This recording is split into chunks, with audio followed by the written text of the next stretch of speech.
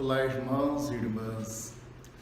Depois de 2 anos celebrando o Corpus Christi dentro da pandemia que nós vivenciamos, passamos por ela e ainda estamos passando.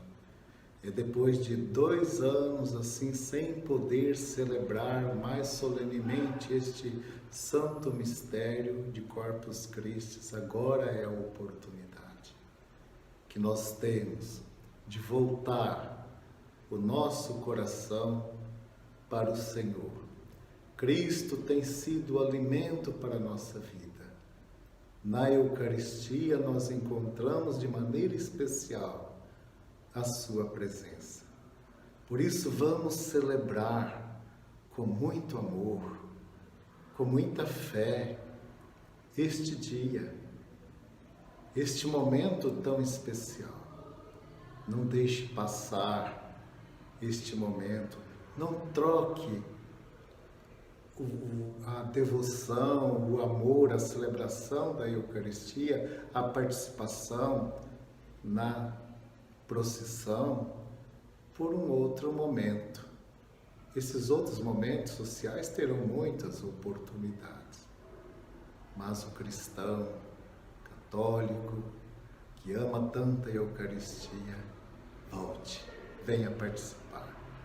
Será, sem dúvida alguma, um encontro de irmãos e de irmãs em torno do Senhor.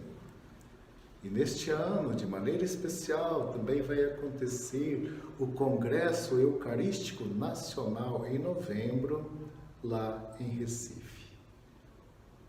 É o pão em todas as mesas. É o pão eucarístico em todos os corações, em todas as vidas, movendo a caridade, o amor, a fraternidade. Esta celebração de Corpus Christi, ela teve início, primeiramente, por uma visão de Santa Juliana de Monte Cornelion, no ano de 1230, quando numa visão ela percebeu e foi falado que deveria se fazer durante todo o ano uma grande festa para a Eucaristia. E então, na diocese de Liege, na Bélgica, teve início esta celebração, que depois, no ano de 1264, o Papa Urbano IV estendeu esta festa para toda a igreja em todo o mundo.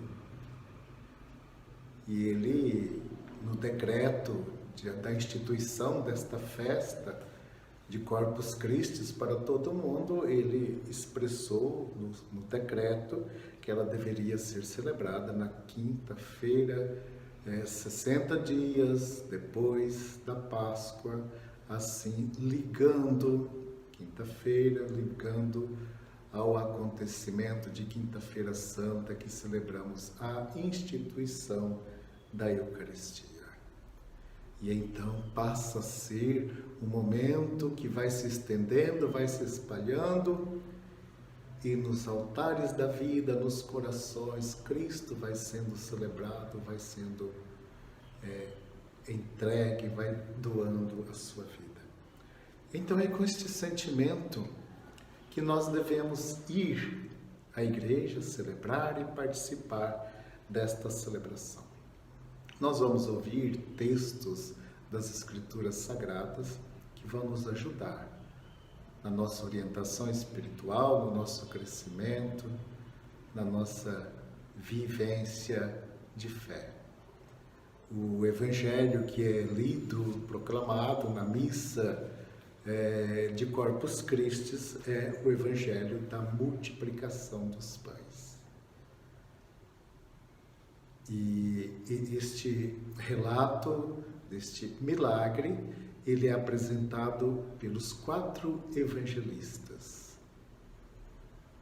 Às vezes corre-se o risco de retirar a mística deste milagre, analisá-lo apenas de uma forma racional, como a partilha, mas retirando a ação de Cristo, retirando a mística que aí existe e não considerando como um milagre, mas verdadeiramente é um milagre, porque o Evangelho fala em multidão, fala em 5.000, aproximadamente 5.000 pessoas, 5 pães, 2 peixes, mesmo que dividisse em pequenas migalhas, não daria para alimentar toda esta multidão. Mas aí, então, este milagre que Jesus realiza para alimentar a multidão, e ele remete à Eucaristia instituída por Cristo na quinta-feira antes da sua morte, né, lá no Calvário. O milagre da Eucaristia que continua acontecendo, não buscando os milagres, né, da hóstia que se transforma em sangue, como tem acontecido tantos milagres eucarísticos, mas o grande milagre de um povo que reúne, de Cristo que se dá em alimento, o pão consagrado, o vinho consagrado, verdadeiramente como presença real de Jesus, a transubstanciação. Isso faz parte da nossa fé. Não podemos perder, então, esta mística. Então, aí, no Evangelho que nós vamos ouvir, vamos encontrar a multidão em torno de Jesus e os apóstolos com uma preocupação. Como vamos fazer? A tarde vem chegando, como vamos fazer para alimentar esta multidão? Eles recebem de Jesus a incumbência de alimentar, dar-lhes vós mesmos de comer. Cristo já está confiando aos apóstolos a missão de alimentar as pessoas para que ninguém passe fome da Eucaristia. Dai-lhes vós mesmos de comer. Perceberam que aquele alimento que tinha era pouco para tamanha multidão. Então, Jesus pede que eles se organizem, sentem em grupos de 50. E sabe que existem uns manuscritos, escritos pelos essênios, chamados manuscritos do Mar Morto, que contam as histórias do tempo de Jesus, e ali fala que na chegada de Jesus, do rei messiânico, as pessoas seriam organizadas em grupos de 50, de 100, e aí remete também ao livro do Êxodo 18, quando o povo é organizado em grupos para que fossem atendidos pelos juízes. E outro detalhe que nós devemos perceber é que esta multidão que está em torno de Jesus está no deserto.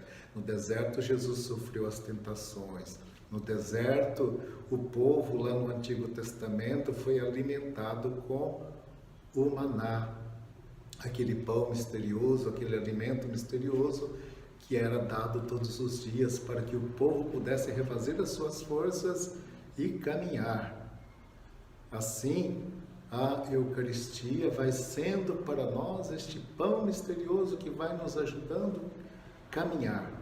Como o profeta Elias, bem cansado, abatido, ele senta debaixo de uma árvore, deita ali e pede a morte. O anjo vem lhe trazer o alimento misterioso e diz para ele: levanta, come, levanta, o seu caminho é longo. Nosso caminho está longo pela frente, precisamos nos alimentar de Cristo, precisamos dele para a nossa vivência, para seguirmos adiante. Então Jesus tem aqui umas atitudes tão bonitas neste Evangelho que nós ouvimos. Pede aí para que eles se organizem, sentem em grupos, né, de 50, e ele toma os pães, os 5 pães e os 2 peixes, ele eleva os seus olhos ao Pai. Ele volta para o Pai. Atitude de adoração, atitude de oração, atitude de quem está voltado para o Pai. Se nós formos à Eucaristia com este sentido de perceber que estamos voltados ao Pai, com nosso coração, como dizemos no prefácio, corações ao alto, o nosso coração está em Deus. Então Jesus eleva os seus olhos ao Pai, ele abençoa os pães. Aqueles pães agora têm a bênção de Deus. Deus infunde nele, Jesus infunde nele graças. Ele parte o pão abençoado. O pão então agora é repartido. Sendo repartido, ele adquire um novo sentido.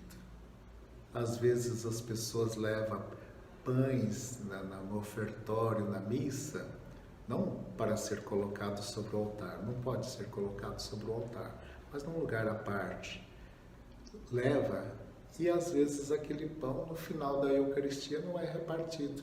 Teria muito mais sentido, muito mais significado se aquele pão fosse repartido, pega um pedaço, entrega para uma pessoa, a pessoa que recebeu um pedaço pegasse mais um pedacinho, repartisse com outro e assim por diante, até que todos possam ser tocados ou alimentados com aquele pão. Jesus então parte o pão, dá aos discípulos e distribui aos discípulos para que eles entreguem para a multidão. Agora, esses 12 têm a missão de distribuir, de entregar. E lá na instituição da Eucaristia, Jesus que toma o pão e diz, fazer isto em memória de mim, institui o sacerdócio, e os apóstolos recebem o sacerdócio dentro da celebração da última ceia, para que eles levem o alimento da presença de Jesus para o povo, leve o alimento para o povo. Diz o Evangelho que foram recolhidos 12 cestos. 12 cestos, se a gente for olhar, então é um cesto para cada apóstolo continuar distribuindo este dom para as pessoas, o dom da Eucaristia. Vamos, portanto, acolher este Evangelho, não de uma forma racional, mas de perceber que nós estamos sentados em torno de Cristo, que Ele percebe a nossa fome, percebe a fome da humanidade, que Ele se oferece a nós como alimento para que nós também nos tornemos Eucaristia para as outras pessoas. Um sacerdote dizia certa vez que, ao falar para as crianças da primeira Eucaristia, Jesus disse: tomai e comei, isto é meu corpo. Nós também devemos, este é o meu sangue, nós também devemos dar a nossa vida como alimento para as outras pessoas. Tirar pedaços de nós, do nosso tempo, da nossa vida, para entregar às pessoas. Doar o nosso sangue. E perguntou para as crianças: vocês têm coragem de fazer isto? O menino deu uma resposta tão bonita. Disse: padre, eu não tenho coragem. Mas o padre perguntou: mas então por que você vai comungar? Eu vou comungar para que eu tenha coragem. Para que eu tenha coragem de amar, para que eu tenha coragem de me doar, para que eu tenha coragem de socorrer os necessitados, para que eu tenha coragem de tirar pedaços de mim e doar às outras pessoas. Amados irmãos, amadas irmãs, na celebração de Corpus Christi, nós vamos continuar nos encontrando com Cristo. É um momento de celebração comunitária, um momento de adoração. Não podemos tirar a mística adorante da celebração da Eucaristia, e diante do sagrado nos prostramos, nos ajoelhamos, contemplamos, nos colocamos de pé como disposição de alguém para caminhar, nos colocamos sentados com disposição para ouvir, para acolher, e assim é esta bonita celebração da Eucaristia, cumprindo o mandato de Jesus, que lá na última ceia tomou o pão, tomou o vinho, disse: "Esse é meu corpo, este é meu sangue, fazei isto em memória de mim." E é exatamente o que nós ouviremos na segunda leitura, quando Paulo, se dirigindo aos Coríntios, ele diz o que ele recebeu do Senhor. Eu recebi do Senhor e o que eu transmiti a vocês. Na noite em que foi entregue, o Senhor Jesus tomou o pão e, depois de dar graças, partiu e disse: "Isso é meu corpo, isto é meu sangue, fazei isto em memória de mim." E a igreja vem celebrando, vem fazendo a celebração em memória de Cristo. Vamos, portanto, participar assim com nosso coração alegre, com nosso coração feliz por termos esta presença de Jesus entre nós. Mas, lá na primeira leitura que nós ouviremos, leitura tão breve, tão pequena, nesses versículos, né, que aí aparecem, vem a figura de Melquisedeque. Quem é Melquisedeque? Rei de Salém. Salém é o antigo nome de Jerusalém. E Melquisedeque foi então o primeiro rei de Jerusalém. Era o rei de Salém. E ele vem, a leitura nos apresenta, ele vindo ao encontro de Abrão, e traz o sacrifício para oferecer o sacrifício, pão e vinho, e ele vem como sacerdote do Deus Altíssimo. Nós sabemos que existe na Bíblia a tribo sacerdotal, a tribo de Levi. Jesus não pertencia à tribo de Levi. Então, vamos dizer, Jesus não pertencia àquele sacerdócio levítico. Ele é o novo Melquisedeque. Ele é o novo Moisés que alimenta o povo no novo deserto, que é a igreja que aí está caminhando. Ele é o novo Moisés que entrega a sabedoria, o amor, a distribuição aos 12, representando as 12 tribos de Israel, então agora os 12 apóstolos. Então, Melquisedeque vem depois de Abrão ter realizado um gesto de resgate, porque o seu sobrinho Ló tinha sido apanhado pelos reis de Sodoma, e Abrão foi em resgate daquele seu sobrinho, daquele seu parente, e libertou Ló das mãos, seu sobrinho Ló, das mãos daqueles reis.